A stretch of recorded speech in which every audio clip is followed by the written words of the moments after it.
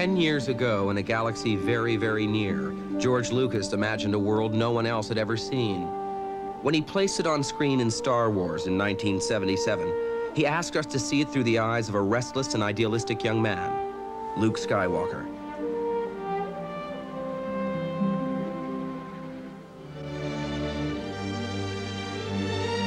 Through 3 films, Luke would travel to the farthest reaches of his galaxy, seeking adventure and manhood and wisdom.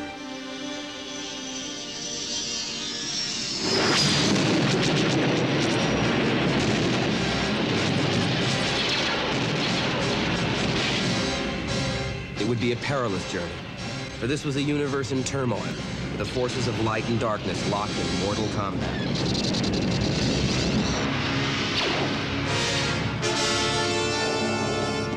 The Dark Lord of the Sith, exemplar and symbol of all the evil Luke would ultimately have to confront, Darth Vader.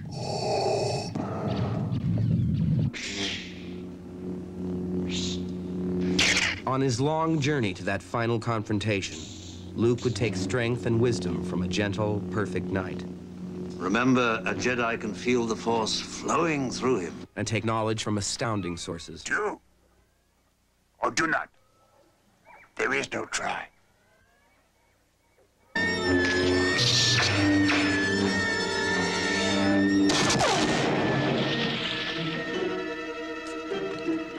Along his way, he would discover that, like everyone else, he contained all the world's possibilities within himself.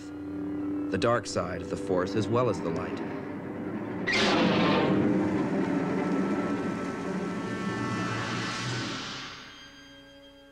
There was a bold and beautiful princess at the center of his universe.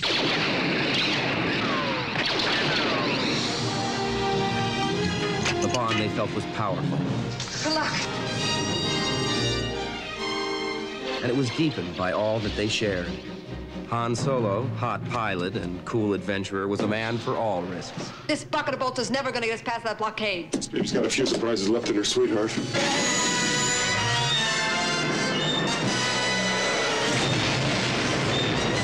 Sir, the possibility of successfully navigating an asteroid field is approximately 3,720 to 1. Never tell me the odds. Lando Calrissian, that charming rogue, joined the Brotherhood of the Brave in The Empire Strikes Back. Their allies came in many strange shapes and sizes, and sustained them in every climate, even against impossible odds. But finally, a man must confront his destiny alone. Break me down with all of your hatred, and your journey towards the dark side will be complete. In Return of the Jedi, Luke would reach the heart of darkness and its terrible temptations. The vision was unprecedented. So was the task of placing it on film. This is the saga behind the saga.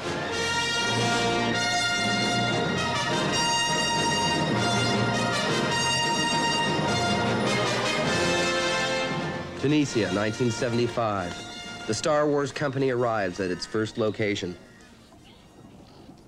Besides conceiving and writing the film, George Lucas served as director. On such a complex project, that's at least one job too many, according to George. George co-wrote The Empire Strikes Back, oversaw pre- and post-production, and Irvin Kershner directed. Keep moving the camera. All the saga's directors. The newest member of a very exclusive club is Richard Marquand, who directed Jedi. No, the coach stayed. Huh? The coach stayed. In the desert near Yuma, Arizona, Richard would lead cast and crew through heat and sandstorms to complete one of Jedi's major sequences. You should be looking at it. We worked 4 weeks to realize what George and Richard had planned months before on a model. George was everywhere as we geared up to shoot. Here he's checking storyboards with designer Joe Johnston. Big ship. The battle of the big ships is still going on out beyond the Death Star, right? Well, as the fighters go in. As the fighters go in, we assume that the rebel cruisers also start to go in. Yeah. He even turned up at my costume fitting. This is actually quite similar to your outfit in the first film. It is. Just a black version that's a little bit more Jedi-like.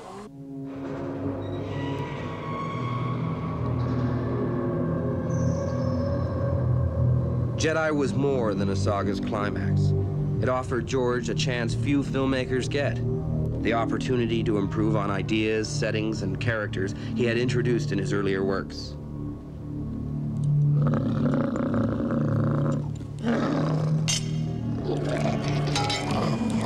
It took so much effort to get up to speed, which was essentially to make the first film.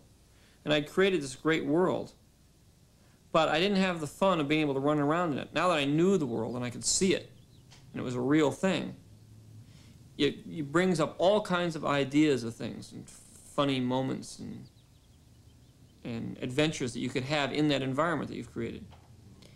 And I never got to exploit that. And I always felt, on my first film, I said, now if I went back and make another film in that environment using those characters, I could make a hell of a better movie. And it would just be infinitely more exciting and interesting and fascinating. Because the first one was just trying to, you're in a foreign environment and you just don't know what's going on. And it's the same for the author as it is for the audience. In the history of Hollywood, few stars have so captured the imagination of fans as R2-D2, the feisty